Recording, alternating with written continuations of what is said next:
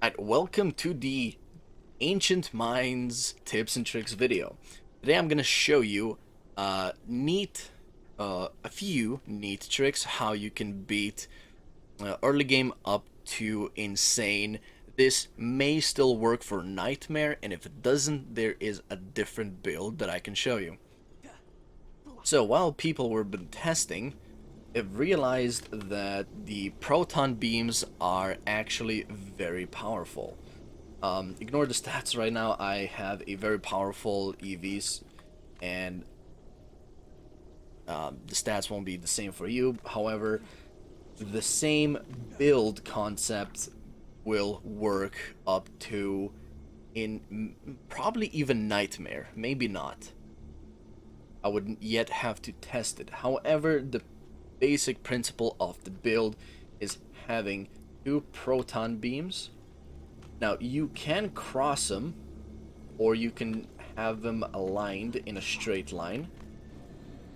I didn't mean to sell that. That's an overclock.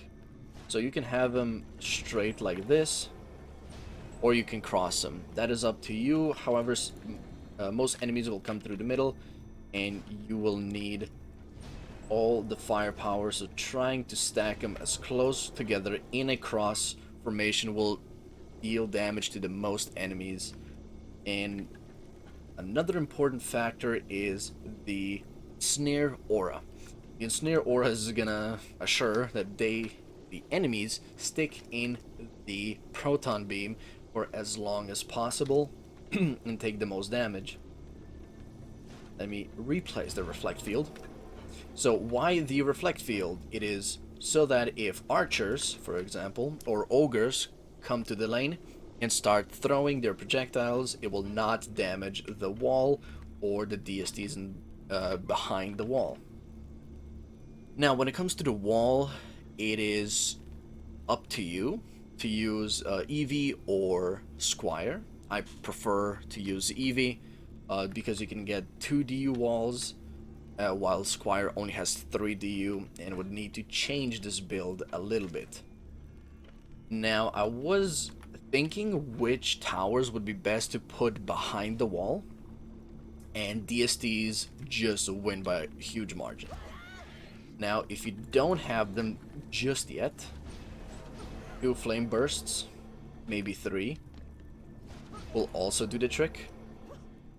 Same on this side. However, on this side, you have 2 DSTs covering both lanes with the exact same setup. Crossed proton beams, they can be also straight if you want, with a reflect beam and a wall.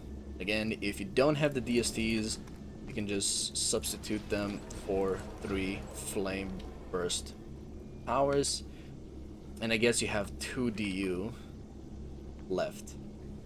I guess you can put more walls. You can maybe take this flame burst away, since it's probably not needed, and throw it on this side. And if you feel fancy, you can also for some reason use the lightning tower. Not that good, so I would much prefer a flame burst tower. Okay, now I'm gonna start for the build number 2.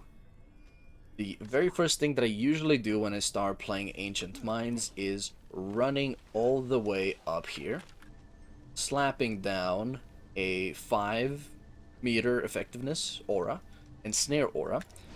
Now, it can also be smaller, but I just prefer 5 to 6 meters.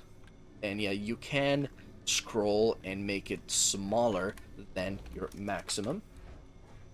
Then I also go to my Huntress and I place down a poison trap. It does not need to be fused. I don't even have my Huntress ever in my setup, so it is just a regular old poison. What this will do, it will stagger all the copters, making this map super easy. However, I would need to check, so it will be on screen if this is necessary for Nightmare. Hopefully not. Next up, I usually start off when with this patch of dirt or behind the crystal and go 4 to the left, place an overclock, go all the way. This huge 6DU overclock beam is almost mandatory in my opinion, for my build at least.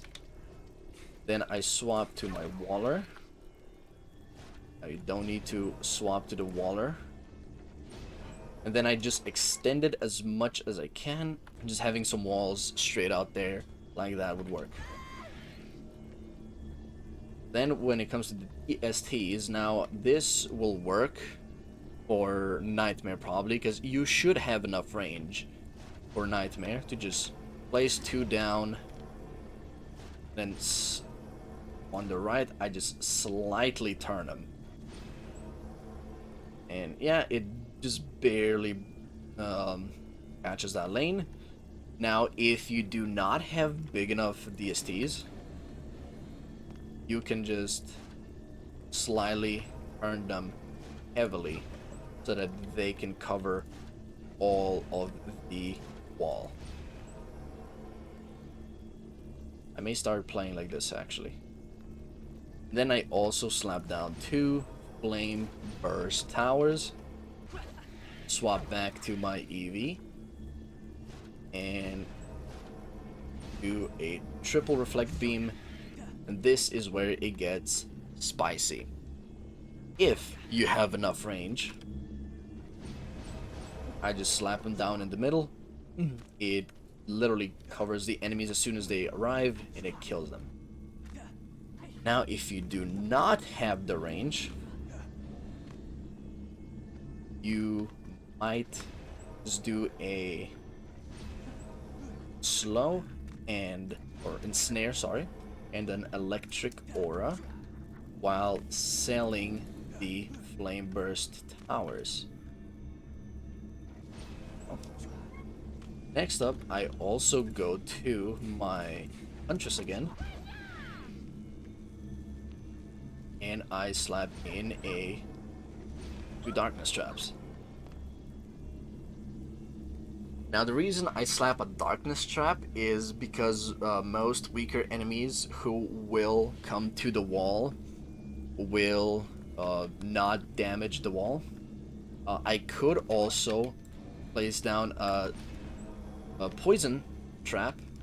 That one is also a very powerful power, but I personally prefer darkness traps because it will also strip the elemental attunement of the enemies, meaning your electric auras will be able to deal damage to electric immune enemies.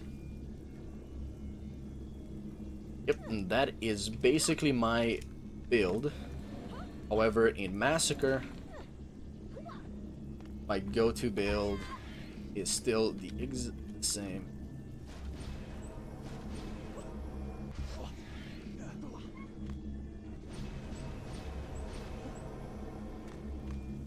Yep, and this is my Massacre build. It works. However, it feels like it may not work if you do not have the correct stats. And because a video of mine ain't a video of mine unless I show you how good the poison trap and the darkness trap really are. And an inferno and an explosive for good measures. They got quite a little bit of range now.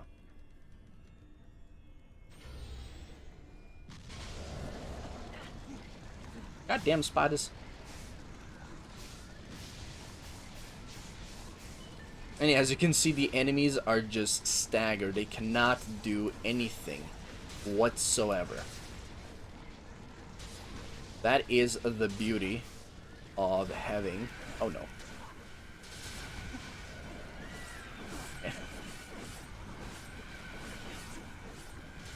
The beauty of having Darkness Trap and... I died.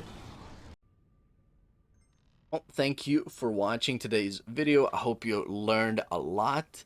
If you have any more questions, feel free to leave them down in the comments below, and I will try my best to answer them. And should you want to personally contact me or talk to me, I'm usually mainly on the official Discord server for Dungeon Defenders. See you tomorrow, or whenever I make a new video.